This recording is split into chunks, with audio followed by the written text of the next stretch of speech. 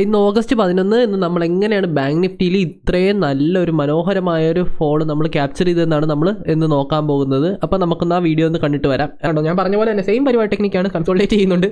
Okay, so നമുക്ക് വേണ്ട ഒരു കൺസോൾട്ടേഷൻ, ഒരു റേഞ്ച് ബ്രേക്കൗട്ട് വരണം. സോ ബേസിക്കലി നിങ്ങൾ പക്ഷേ ആ ഒരു റേഞ്ച് ബ്രേക്കൗട്ട് നിങ്ങൾ കുറേ നേരം സസ്റ്റെയിൻ ചെയ്യുമെന്ന് വിചാരിച്ചെടുക്കരുത്.